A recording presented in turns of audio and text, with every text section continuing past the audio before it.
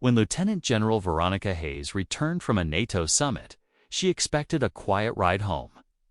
She did not expect to be handcuffed, humiliated, and ignored in an airport garage by officers who refused to believe that a black woman could wield real power.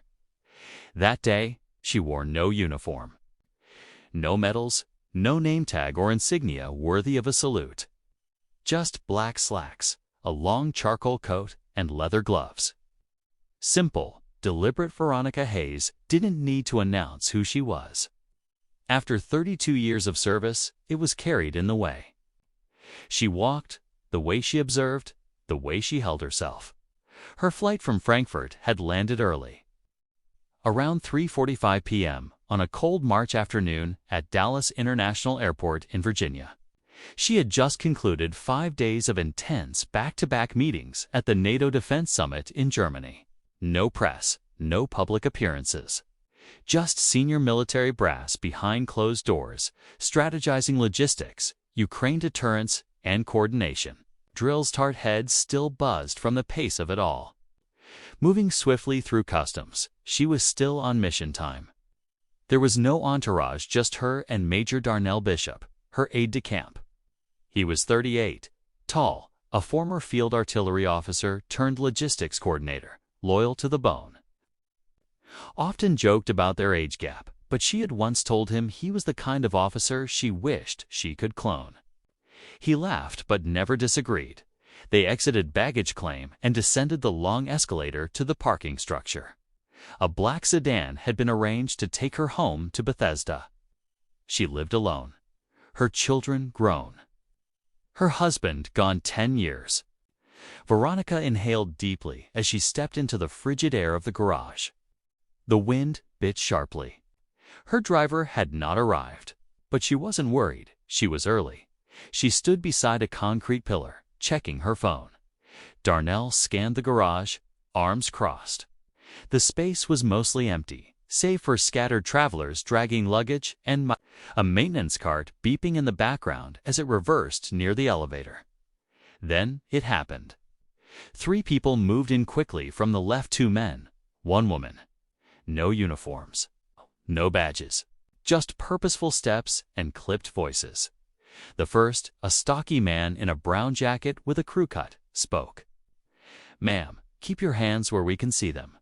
Veronica blinked. "Excuse me? We have reason to believe you match the description." "Of a suspect involved in a security matter," said the woman, her hand hovering over a holstered weapon. "I'm going to need to see identification." Veronica's voice remained steady. "You can show us your ID after we secure the situation." The second man didn't take his eyes off her. "Please don't make this harder than it has to be." Arnell stepped forward, raising a hand slightly. "She's a lieutenant general in the U.S. Army. You need to back off, sir." The stocky man barked, clearly agitated. "You're interfering with law enforcement?" Veronica took a deliberate step back, not from fear, but calculation. Slowly, she reached into her coat pocket. "This is a government-issued device. I need to make a single secure call." "No," the woman snapped. "Place it on the ground. You don't understand." "On the ground." The first man stepped forward, yanking her wrist. Arnell tried to intervene, but the second man shoved him aside. "Get back. You're making a mistake." Veronica's voice remained calm, quiet, unshaken. "I am Lieutenant General Veronica Hayes, and you are detaining a federal officer without cause." It didn't register with them more. If it did, they didn't care. The woman grabbed her other arm. "We'll verify that once you're secured. Hands behind your back." They wrestled her wrists behind her. No resistance, just confusion and cold, hard silence. Darnell shouted, trying to get anyone to listen, but the handcuffs clicked shut. Veronica didn't fight. She didn't plead. But in her eyes, something shifted, something quieter, heavier than fear. She had spent decades commanding entire divisions, overseeing battlefield extractions, troop deployments, satellite surveillance, and coordination. She had been briefed in the White House Situation Room. Now she was zip-tied in a parking garage by strangers with no idea who she was and no interest in finding out. Her phone clattered to the concrete. Moments later, the sedan arrived. The driver stepped out, confused. Darnell waved frantically, yelling for help. But the three officers barked at the driver to stay back. Veronica didn't say a word. The clock had already started ticking, and they had no idea the mistake they had just made. Sergeant Blake Cormier leaned in, boot planted firmly, yanking her arm tighter. Asterisk clearly trying to assert dominance. They didn't notice Sword didn't care that she wasn't complying. "Look at her hands," Darnell said sharply, disbelief lacing his voice. "She's reaching for her phone. You have no idea who you just cuffed." Officer Devin Marlowe, thinner than the others and visibly younger, hesitated. "Maybe. We should. She fits the description. Confirm it later," Cormier snapped. "We'll secure the area first." Lieutenant Andrea Tisley, the only woman in the group, moved with precise, deliberate steps. She said little, pulling out a worn leather pad and scribbling notes. Her eyes flicking up now and then, cold, detached. She studied Veronica as if cataloging a vehicle, not a human being. Veronica stood silently, wrists tightly restrained, fingers slowly going numb. She didn't argue. She didn't curse. But her quiet defiance spoke louder than any protest could. She turned slightly toward Cormier. Her voice was low, clipped, measured. "I'm giving you one more opportunity to call this in properly.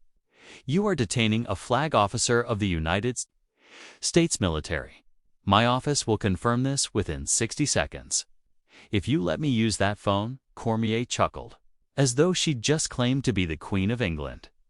"You people always have a story," Darnell muttered, his face paling as he stared at Cormier like someone had just pulled the pin on a live grenade. "What did you just say?" he demanded, stepping closer. Tisley lifted her gaze briefly from her pad. Cold and unbothered. "You're not helping?" Darnell shot back, raising both hands. "I'm her aide, Major Darnell Bishop. You're about to ruin all three of your careers, and I'm trying to stop it." Cormier shoved him hard in the chest. "Get back in your lane." Veronica's face remained unreadable, her composure absolute. Her voice dropped even lower, calm but deadly precise. "That phone holds classified access. It's geo-tracked. My failure to check in post-flight will trigger a security protocol." "Good," Marlowe muttered uncertainly. "Let them come. Then we'll know who she really is." Veronica held him with a long, level stare. Unwavering. Asterisk, there was a beat of silence, and for a moment it seemed Camilla might step back. Instead, he bent down, grabbed her phone off the ground, and pocketed it. "Chain of custody," he said. Smugly, they still hadn't read her rights. A passerby, a woman in business attire, walked by, clearly confused handcuffed officer. Three aggressive men, and a black man trying to explain. Outside. The sedan's driver hesitated, trying to ask what was happening. Cormier barked at him again. The driver froze, then stepped back. Veronica, arms pinned behind her, face unreadable, looked at Darnell and spoke just two words. "Protocol Echo." He blinked. "You sure?" She nodded once. That was enough. Darnell turned on his heel and moved briskly toward the garage elevator. No shouting now, just operational mission mode. Quiet, efficient, precise. He reached into his jacket and retrieved his backup device. Veronica had trained him well. If she went dark, there was a chain of action. She never assumed anyone would do the right thing she planned for when they wouldn't. Inside the elevator, Darnell called the Pentagon's secured line and gave his clearance. It took 20 seconds to verify, when the operator confirmed the identity and disappearance of General Hayes. He heard the automated click of locks engaging. Outside, Veronica hadn't been missing more than 6 minutes, yet the officers still didn't grasp the full weight of what was happening. Cormier leaned casually against a pillar, speaking into his walkie. Female, mid-50s. 5'7" civilian clothes. Claims military affiliation, no ID visible. Refused to comply. Detained without incident. Waiting for transport. Ticely added. No weapons found. She claims to be a 3-star. Marlowe scoffed. Yeah, right. Cormier shook his head. Yeah, I'm the Secretary of Defense. Then came the call on their shared comms channel. Static. Then a sharp voice. Task 4 o'clock. Halt activity. Do not move your detainee. Confirmation in progress. Marlowe looked up, puzzled. What's that mean? Cormier's smirk faded. Within 30 seconds, 2 military vehicles pulled into the garage. Not black SUVs, a marked Department of Defense sedans. A uniformed officer stepped out, flanked by a civilian woman in a gray coat carrying a briefcase. Her ID was already in hand. She didn't run. She didn't rush. She walked toward the scene, face like ice. Who's in charge here? The civilian woman asked, her voice clipped. Komiy stepped forward instantly. Defensive? Sergeant Blake Kamea, Joint Enforcement Task. Cormier looked confused. We've detained a suspect. Asterisk, you've detained Lieutenant General Veronica Hayes. The uniformed officer interrupted. You are under review for unlawful detention, failure to verify ID, and interference with a federal chain of command. Place the device on the ground. Cormier turned to Veronica, now realizing he hadn't even bothered to confirm who she was. Still cuffed, she stared back, unmoved. But they had no idea how deep the damage already went. Cormier's hand hovered near his belt, eyes darting from the DOD. Officer to the woman in gray.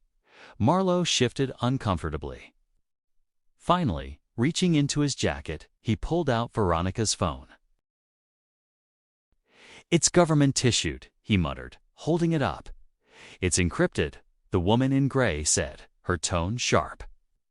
And now compromised. You had no authority to seize it.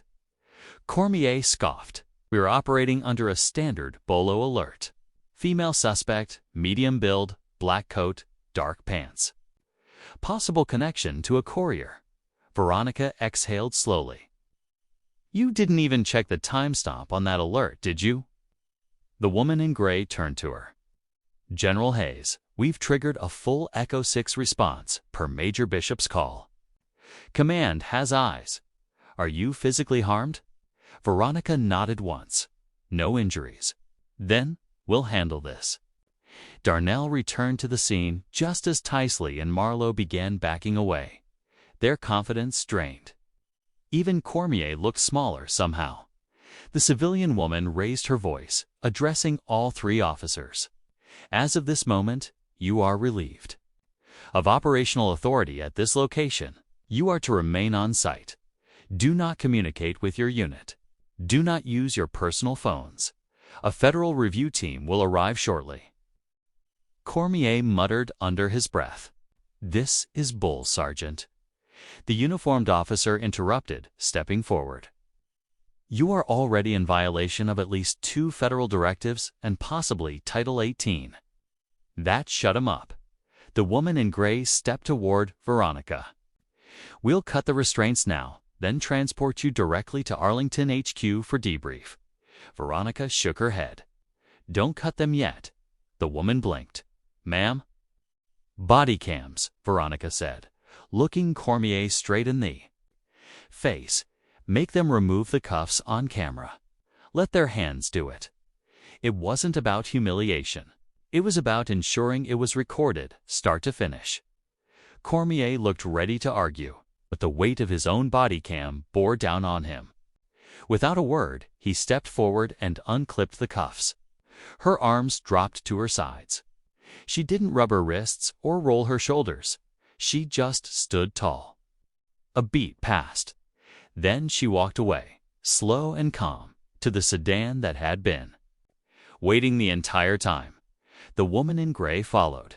Veronica finally exhaled. Darnell slipped into the passenger seat.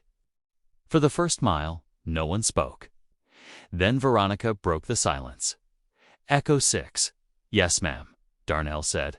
They initiated within 90 seconds. Arlington flagged the alert when you didn't confirm. Wheels down. Good, she said, staring out the window. Means the system works. But they still got that far, he murmured quietly. She didn't answer. She didn't need to. At Arlington HQ, Veronica was escorted through a secure entrance, bypassing the press at the main gate. Inside, General Thomas Kincaid, her peer and longtime colleague, waited. Tie undone, sleeves rolled, whatever meeting he'd been in, he left immediately. "Ronnie," he said, stepping forward. "You all right?" "I'm fine," she replied. He didn't ask twice. The secretary was briefed 5 minutes ago. White House will want a transcript before morning. Keep it accurate. Don't dress it up. "We're preparing a preliminary statement," she said. "Now," he asked, "if it leaks, I don't want the story told without me," she said. He exhaled, rubbing his forehead. "You sure?" "I don't want to be on the news. I want a transcript. Verbatim, my words delivered only if necessary. You know it'll leak anyway. Then they can hear me, not spin me." Down the hall, investigators were already compiling body cam footage. A legal analyst flagged that Miranda rights had never been. Read. Another noted no officer had formally logged her detention.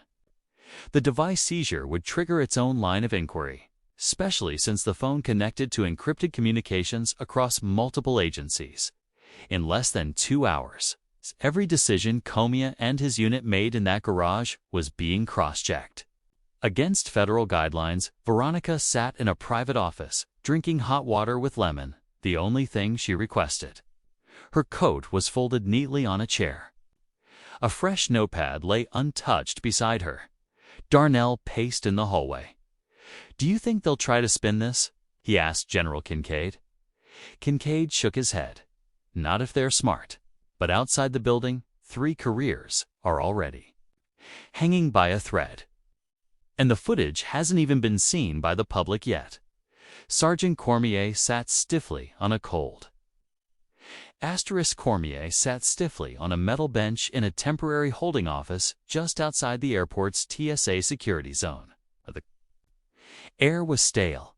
His hands fidgeted over his thighs.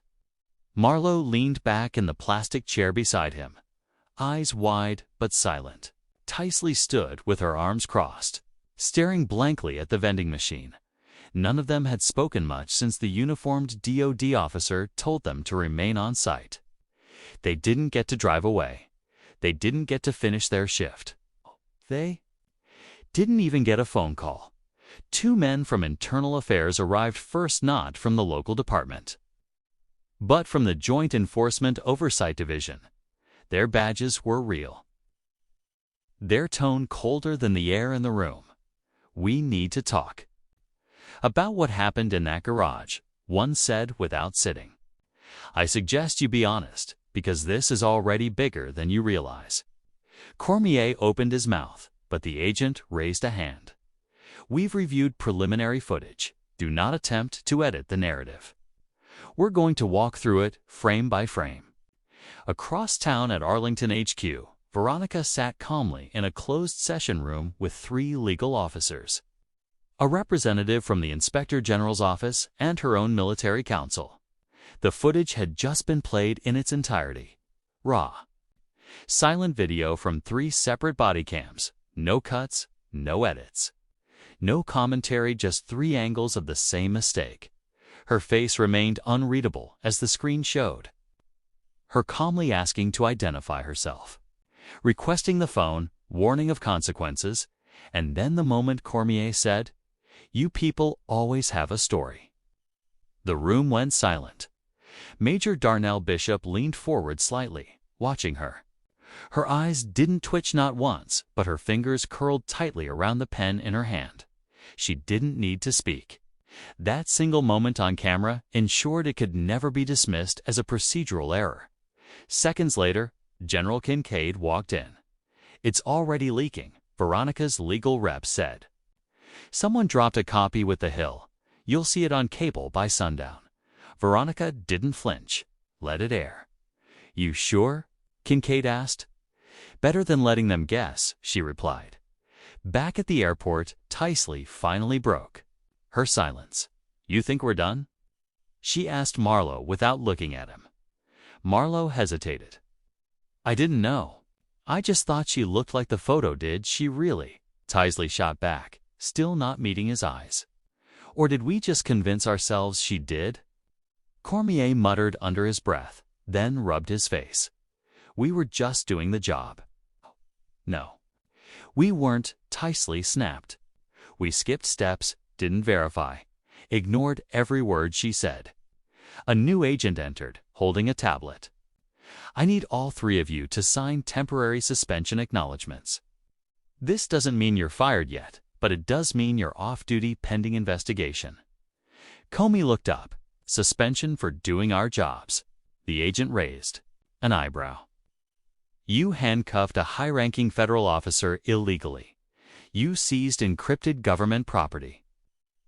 You pushed away her subordinate. You failed to confirm identity and made 0 radio attempts to validate her story." "We had a bolo," Comey repeated. "She matched it, did she?" the agent asked. "Because the timestamp was for a suspect detained 30 minutes before." "You ever saw her?" Cormier didn't respond. The agent turned to Marlowe. "You logged the incident, right?" "I thought Blake was going to do it." "No one logged it," Marlowe admitted flatly. Outside, news alerts began flashing across cell phones. "Breaking: military general wrongfully detained by officers at Dallas." Airport body cam footage shows heated confrontation, race, rank, and recognition. Did bias play a role? Cross homes and offices. People watched the clip repeatedly. The handcuffs, the phone on the ground, the silence, the arrogance, the line, "You people always have a story." Social media exploded. Hashtags trended within an hour. Hashtag General Hayes. Hashtag Check the Badge. People were angry not just at the 3 officers, but at the casualness, the speed, the smugness, the fact that even one of the nation's top-ranking military minds wasn't immune to suspicion. Veronica wasn't watching the news. She was already writing a formal statement, one she hoped would never be used, but knew might have to be. Asterisk, it wasn't long. It wasn't emotional. It was precise. At the end of her statement, she paused, then wrote, "This wasn't a case of mistaken identity. It was a case of refused recognition." The public, however, wasn't done watching, and what they saw next would turn the tide even further. By 8:30 that evening, every major network had run the story. Headlines varied slightly, but the footage was always the same. A woman in a charcoal coat standing in a parking garage. Calm, holding out her hand, asking to identify herself. 3 officers circling her like praying. That line, "You people always have a story." Asterisk, no one could look away. Commentators began picking it apart immediately. A retired Marine colonel called it a disgrace. A legal analyst highlighted violations of her Fourth Amendment rights. Civil rights advocates were already organizing press conferences. Within 12 hours, the video had been viewed over 4 million. Times. Inside her home in Bethesda, Veronica Hayes watched none of it. She had been instructed by the Pentagon to avoid public comment. And truthfully, she hadn't planned to speak not to the press. Her words came, they would be deliberate, controlled, not reactionary. That's how she was trained. That's how she led. Asterisk Darnell, seated at her kitchen table, scrolled silently through his phone. "It's everywhere, ma'am." "I figured," he said, not looking up from the notepad in front of him. "Has the White House issued anything?" she asked. "Press secretary said they're monitoring the situation closely. and have full faith in the Department of Defense to conduct a thorough review. Veronica smirked.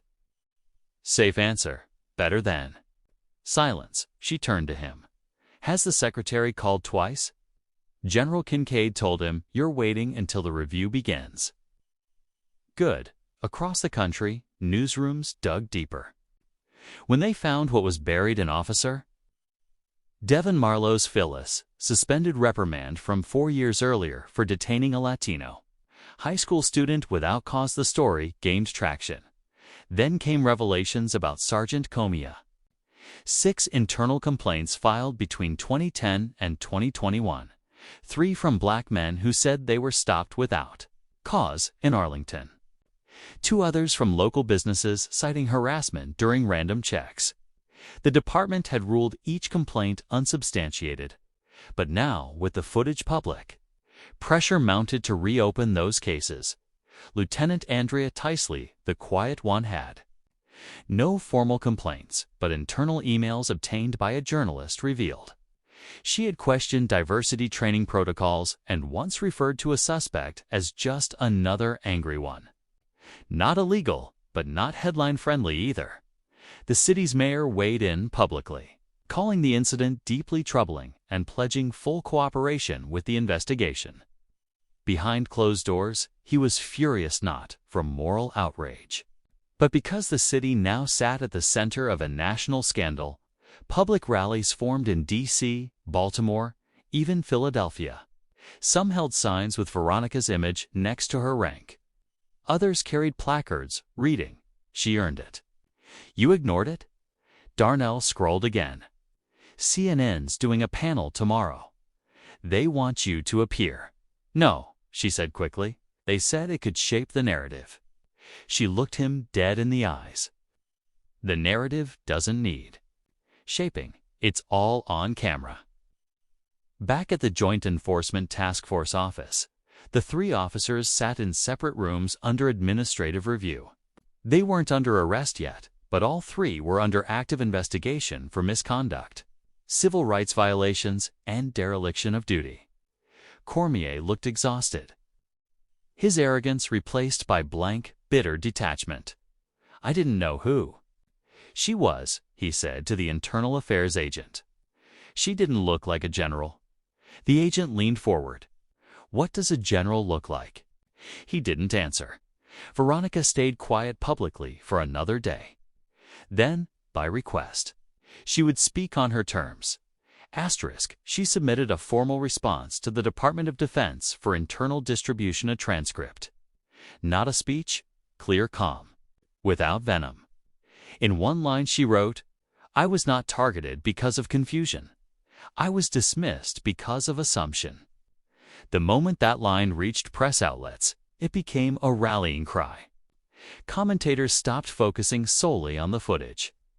Now they talked about perception, about how power can be invisible when wrapped in the wrong skin. About how even a woman with 3 stars on her shoulders, a seat in NATO councils, could be flattened by bias in a parking garage. General Hayes didn't ask for sympathy. She didn't cry on national television. She didn't tweet a hashtag. She just kept moving. But the next chapter wasn't about her, it was about who was going to answer for it. By the second week, the Department of Justice had quietly begun its own review of the Joint Enforcement Task Force.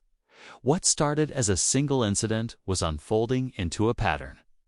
Journalists, watchdogs, civil rights organizations, independent auditors, everyone wanted to know, who were these officers before they met Veronica Hayes in that garage?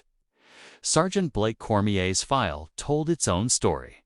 A decade ago, he had been considered a rising star in regional law enforcement, sharp on paper, decorated with task force commendations. But patterns emerged quickly. Over an 8-year span, Cormier stopped more Black and Latino drivers than any of his peers. In 1 year alone, 87% of his vehicle stops involved minority drivers. Despite census data showing a vastly different demographic in his patrol zone, the department called it an unfortunate statistical imbalance. After the garage incident, people weren't buying it? A former officer told a local paper Cormier had a way of deciding who didn't belong, and once he decided, there was no talking him out of it. Then surfaced a leaked internal memo. 2 years ago, an officer warned supervisors that Cormier had shown an aggressive pattern with black professionals in high-income areas and urged closer review. The warning had been ignored. Devin Marlowe's file was thinner, but not cleaner. 4 years earlier, he had been temporarily reassigned after detaining a teenager skateboarding near a museum entrance. Marlowe claimed the teen fit the description of a vandal reported an hour earlier. Video footage later proved otherwise. The teen had been live streaming the entire time. He was released. Marlowe got a week of paid leave and a quiet retraining session. The matter was buried under departmental hush. Lieutenant Andrea Tisley was harder to pin down. Her record was clean on paper: no suspensions, no official reprimands, but a whistleblower email described her as someone who always backed the most aggressive decision in the room, often using the phrase "better safe than sorry" when defending questionable stops. When the garage footage aired again on a national panel, analysts replayed a moment where Tisley calmly wrote in her notebook while Veronica pleaded for access to her phone. She was writing as if the outcome was already decided, the panel host said. Social media piled on. Memes circulated. Didn't look like a general trended for days. Photos of Veronica in full uniform, 3 stars shining, arms crossed in front of NATO flags, circulated with the caption, "This is who you didn't see."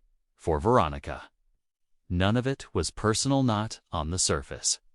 In a closed-door roundtable with senior military and civilian oversight officials, she spoke carefully. "I don't want them punished because they embarrassed me," she said. "I want accountability. They ignored everything I was trying to tell them. They dismissed me not because they had bad information, but because they thought they had enough." A soft murmur filled the room. "Are you requesting they be removed from service?" asked one official. "I'm requesting that we stop pretending this was an isolated case," she replied. "This was just the one you saw on tape." Meanwhile, at headquarters, the task force was imploding. Public pressure forced leadership to place the entire unit under review. Officers were reshuffled, protocols frozen. Officers from other departments were brought in to audit files. A community forum in Arlington turned into a tour reckoning. Dozens of residents stepped to the mic. Small business owners, retired teachers, young professionals, each with a story of being stopped, questioned, dismissed. "I didn't wear a uniform," said one man, "but I went to Iraq too. And last year I got pulled over because my car looked out of place in my own driveway." This wasn't about identity, a woman added. It was about invisibility. You can't be what they refuse to see. News outlets began referring to the incident not as the Veronica Hayes situation, but as the Dallas detainment. A congressional aide admitted off the record that multiple committee members were preparing to call for hearings. Back at her home, Veronica read the articles carefully, not out of vanity, but strategy. Stories fade, records don't. She wasn't chasing headlines. She was preparing testimony when she appeared before Congress. The hearing room was colder than she remembered, not in temperature, but in tone. Stiff suits, polished wood. Microphones placed like landmines. Cameras tucked in corners, silent but watching.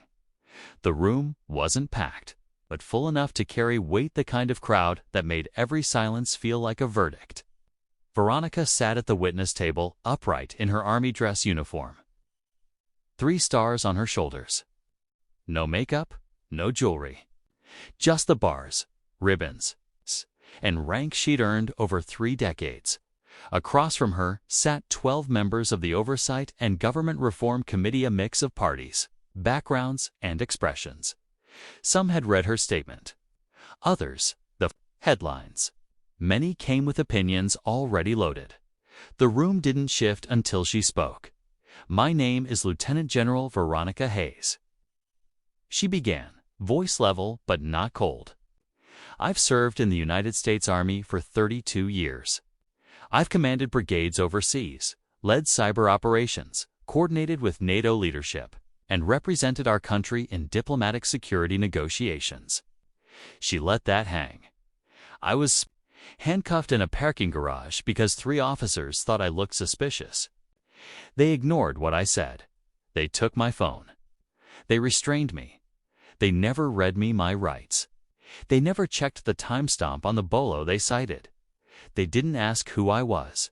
They decided who I couldn't be. A murmur shifted behind. Her Veronica turned a page, scanning her notes without hurrying. I wasn't in uniform that day. I wasn't flanked by soldiers or armed guards. I wasn't giving orders. I was just a woman in a coat, waiting for her driver. That's all they saw, and that's the problem. Representative Shelley Drummond, a second-term congresswoman from Oregon, asked General Hayes, "Do you believe race played a factor in your detention?" Veronica didn't blink. I believe they saw a black woman standing alone with authority in her voice, and they didn't believe she could be what she said. Veronica replied. Drummond followed up. "If you hadn't been a general, do you think this would have been handled differently?" Veronica's smile was slight, but not from humor. "If I hadn't been a general, I'd still be in the back of a police vehicle." Another representative, Robert Glassman from Florida, adjusted his glasses. Some have argued this was simply a miscommunication, that the officers were acting on incomplete information and made a mistake under pressure. How would you respond? Veronica closed her folder and looked up. "If this were about mistaken identity, it would have ended the moment I identified myself, but it didn't, because it was never about what they knew. It was about what they refused to believe." A hush fell over the room. She continued, softer now. "This isn't about anger. It's about clarity. I'm not here to shame anyone. I'm here because I've earned the right to be heard, and because the next person they decide doesn't look the part, might not have a secure phone or a major ready to call the Pentagon." She didn't raise her voice. She didn't need to. That was the difference. Her restraint didn't make her smaller, it made her unmistakably commanding. Later that afternoon, media outlets played clips of her testimony across every platform. Headlines changed again. General Hayes calls out assumptions in fiery hearing. Congress grills task force policies after Hayes' testimony. "They decided who I couldn't be." General's words strike a national nerve. Back at Arlington HQ, Darnell Bishop watched from a side office. He didn't need to take notes. He'd heard her speak like that before, never with cameras. Always with impact, but this time he saw something new. America was finally listening at home. Veronica took off her uniform jacket and laid it gently over the back of a chair. Her phone buzzed incessantly, dozens of missed messages, emails, interview requests. She ignored most of them, instead texting her daughter, Simone, "Made it through. You watching?" Every second. Proud doesn't even begin to cover it. Simone replied seconds later. Veronica smiled quietly, then placed the phone face down. The hearing didn't end the conversation, but it changed its direction. Now it wasn't just about her. It was about the system, the protocols, the unchecked instincts officers relied on too quickly, and the voices they dismissed too easily. In the days that followed, those officers would finally face consequences they had never imagined. The official report arrived just 9 days after the congressional hearing. 38 pages, written in dry bureaucratic language, but the conclusions were unmistakable. Internal Affairs, in conjunction with the Department of Justice's Civil Rights Division, ruled that Sergeants Blake Cormia, Devin Marlowe, and Lieutenant Andrea Tisley had violated multiple protocols: failure to verify identification, unlawful detention, seizure of government property, and failure to de-escalate a non-threatening situation. The decision was clear: termination from duty. By mid-morning, every officer had been served in person. no press releases, no press conferences. Just a plain white envelope handed over in a small private office. A supervisor standing nearby like a silent witness. Cormier didn't speak when he got the news. He sat perfectly still, hands folded, jaw clenched so hard the muscles twitched. Near his ears, Marlowe asked if he could appeal. The answer was flat. No. Tysley didn't say a word. She signed the paperwork and walked out of the office without making eye contact with anyone. What followed was a wave of reaction across the country. Some law enforcement unions condemned the decision, arguing the officers were used as scapegoats. In the politically charged storm, others distanced themselves entirely, releasing public statements of disapproval or support. But for Veronica Hayes, it wasn't about headlines or debates. It was about accountability. And finally, the system had answered, supporting, measured, and appropriate disciplinary actions in the name of accountability was important, but the louder voice, the one that dominated headlines and conversations, was the one that said, finally, Veronica received the news by email. She didn't celebrate. She didn't pump a fist or make a call. She read it quietly at her desk in Arlington, then clicked the message closed and returned to a logistics report on Pacific Fleet redeployments. Darnell walked in with coffee, saw her screen, and raised an eyebrow. So, that's it. They made a decision? Are you satisfied? He asked. I didn't want satisfaction, she said simply. I wanted a record. That's different, he paused. It is, she replied. But it won't fix the system. Still, the ripples spread. The Joint Enforcement Task Force was placed on indefinite pause. Recruitment and training protocols were overhauled. Civilian oversight groups were added to internal review boards. One department even piloted a new program requiring all detentions of civilians without visible cause to be reviewed within 12 hours by a third-party legal team. Some called it performative. Others said it was too late. But somewhere in that messy middle, a few officers finally spoke out. We got too comfortable making assumptions. One anonymous officer told a local news outlet that woman in that garage. She wasn't some random mistake. She was a mirror. And she wasn't done speaking. 2 weeks after the terminations, Veronica accepted an invitation to address the graduating class at the U.S. Army Command and General Staff College in Fort Leavenworth. Not as a warning, not as a cautionary tale, but as a reminder of what leadership really looks like. She walked on stage in full uniform, stood behind a simple black podium, and said, "Respect is not a reflex. It's a decision. If we teach ourselves to only give it when a uniform tells us to, we've already lost half the battle." The room fell silent. No one should need to show their rank to earn basic decency, she continued. Your duty is to serve, not to sort. It wasn't about applause. It was about permanence, something the cadets might carry with them far longer than their textbooks. Back in Washington, 2 of the former officers had already hired attorneys. Rumors of wrongful termination lawsuits began to circulate, but public opinion was not on their side. Most saw their firings as overdue, a correction, not a tragedy. The mayor, who had mostly stayed quiet, finally held a press conference, flanked by community leaders and law enforcement heads.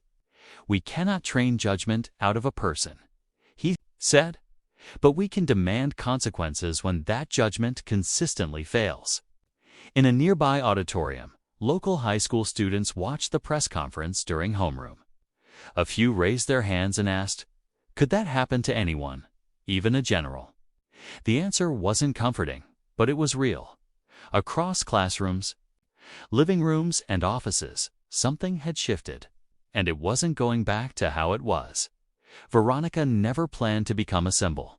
That wasn't her lane. That wasn't her mission. She didn't organize rallies, and she didn't repost hashtags. But when the video reached the people, something changed. What they saw wasn't just one moment of disrespect.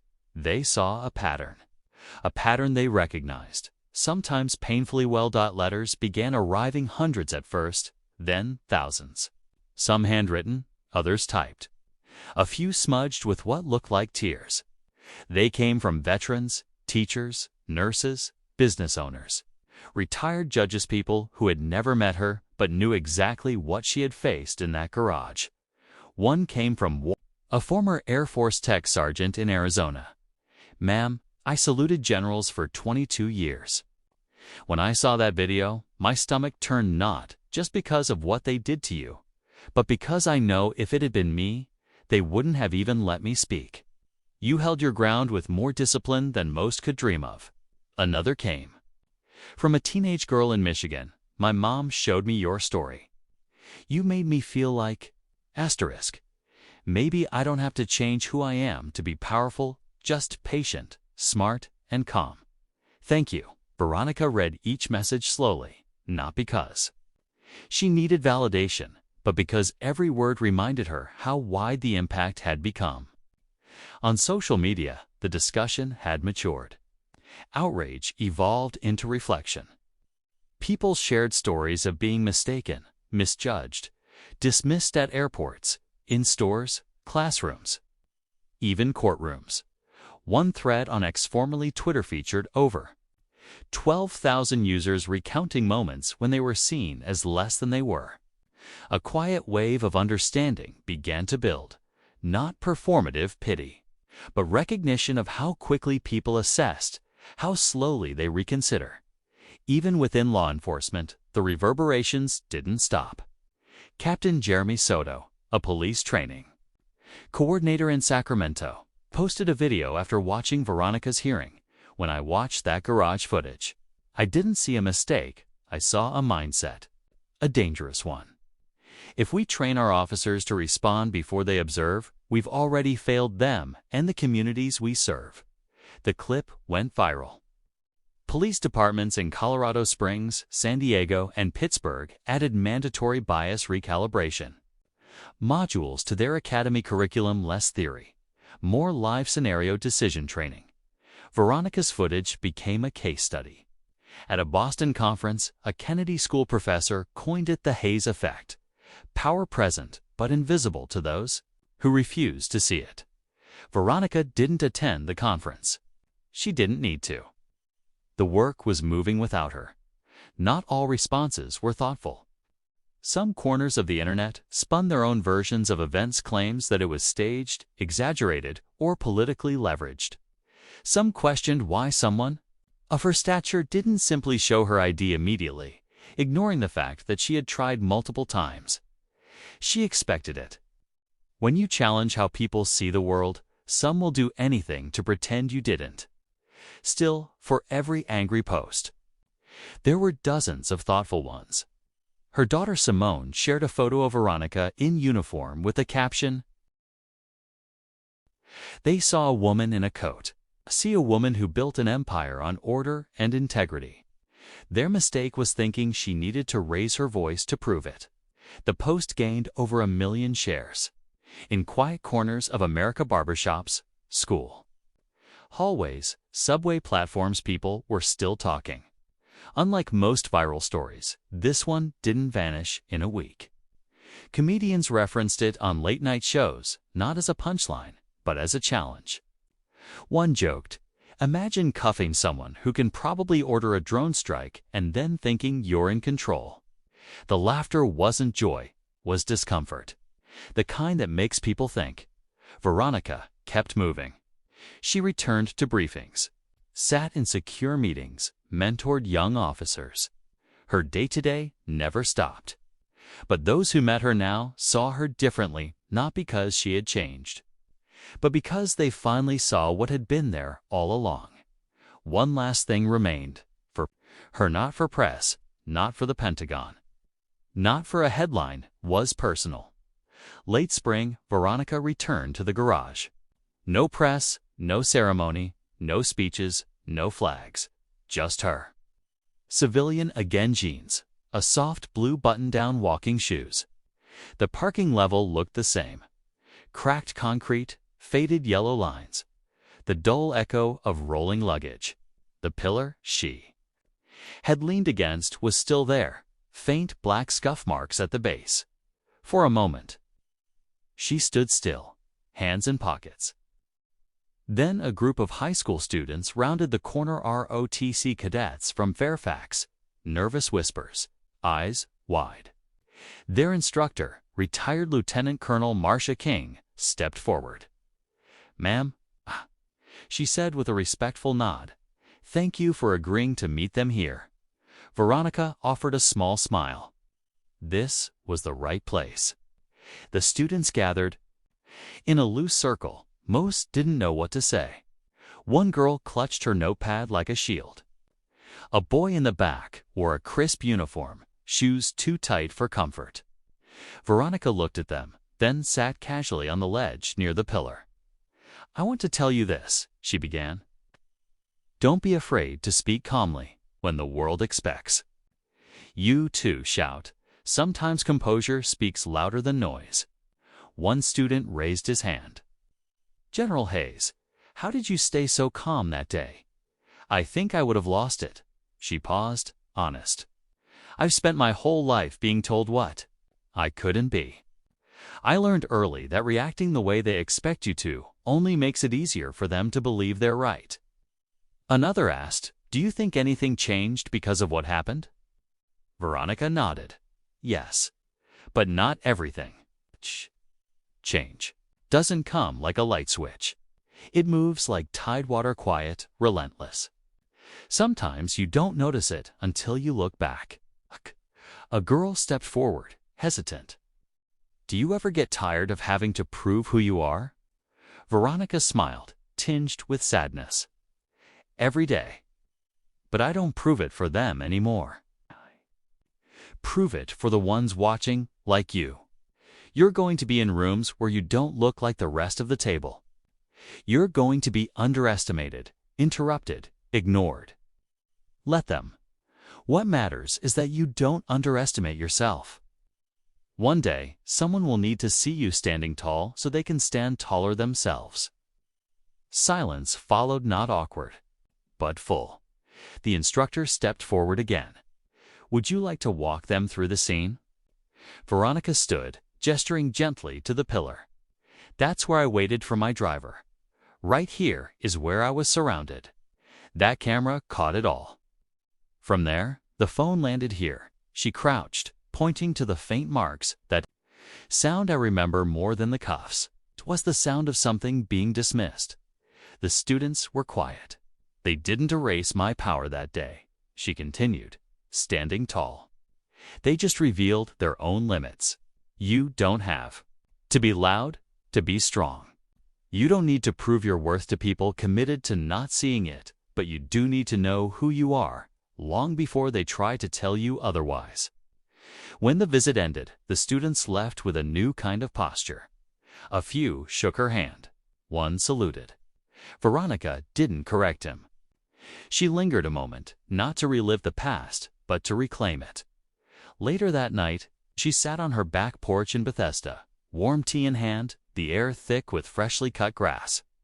Simone had called earlier just to say she loved her. Darnell had texted updates about internal reforms gaining traction in 3 states. She looked up at the night sky and thought of how many times she had walked through fire quietly, with no one watching. This time, they had watched.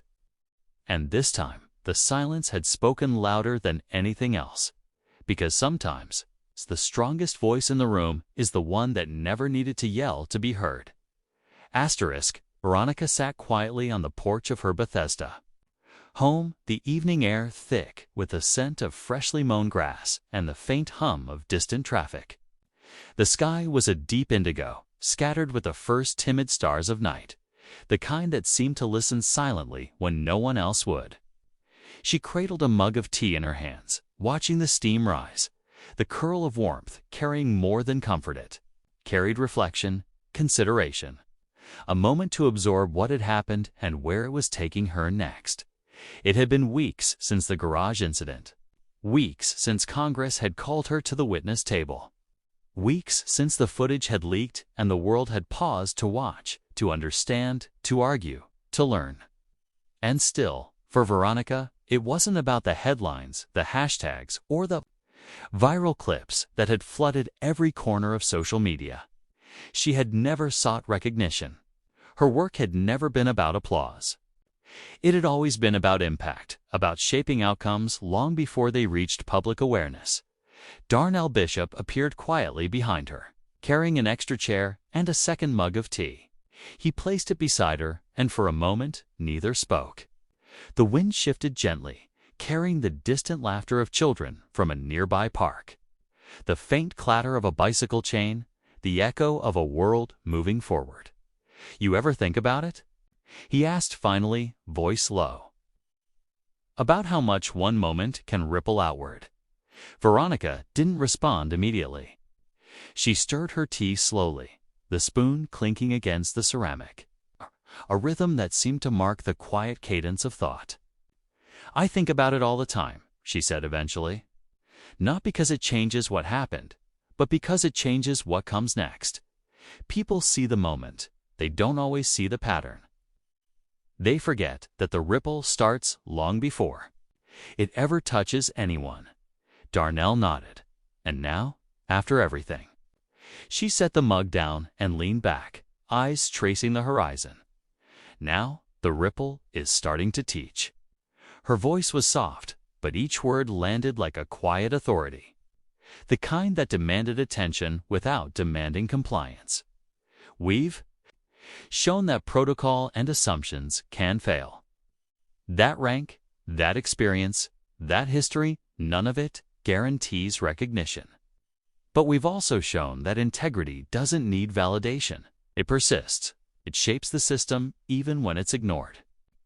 Darnell glanced at her, a quiet smile tugging at the corner of his mouth. "And the people watching?" Veronica's gaze shifted, following the path of a firefly flickering across the lawn. "They're learning. Slowly, but they are.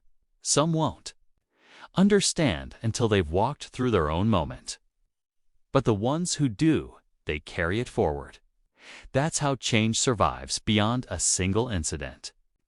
They sat together in silence for several minutes, the weight of reflection shared without words. It wasn't the kind of quiet that demanded explanation. It was a quiet that held space for comprehension. Finally, Veronica stood, brushing the faint dust from her jeans. "I have to finish this," she said. "There's a class at the Command and General Staff College next week. A new cohort. They'll need context beyond the headlines. They'll need guidance, strategy, insight." Darnell followed her inside, the kitchen lights casting a warm glow over the counter, the stacks of reports, and the unopened correspondence from agencies across the country. He handed her a folder thick with notes and questions from students who had watched her hearing, who had followed her story, who now awaited a lesson in leadership not from a textbook, but from the raw example of lived experience. "You're not going to sugarcoat it," Darnell said, almost rhetorically. "I never do," she replied. Her tone was matter-of-fact, unwavering. "They need to see the consequences of assumptions. They need to see the chain of actions that leads to failure, and the chain of awareness that leads to accountability. There's no room for compromise on clarity, not in leadership, not in justice." The following morning, Veronica arrived at the campus in Fort Leavenworth. The air was brisk, carrying the scent of early summer and freshly polished boots. Students gathered, still buzzing with energy and anticipation. Some eager, others apprehensive. All aware that today's lesson would not be theoretical. She entered the hall quietly, wearing her dress uniform, the 3 stars on her shoulders catching the light in a subtle but unmistakable glint. No flags, no music, no ceremony, just presence. Her presence was enough. She walked to the podium, hands resting lightly on its edges, eyes scanning the room until she made fleeting contact with each student. Then she began. "Leadership is not measured by the orders you give," she said, voice steady. "It is measured by the integrity you maintain, the patience you exercise, and the courage to stand when it is easier to yield. What I will show you today is not a story about me. It is a story about systems, perception, and accountability. It is about the moments when assumptions collide with authority, and what happens when those assumptions are wrong.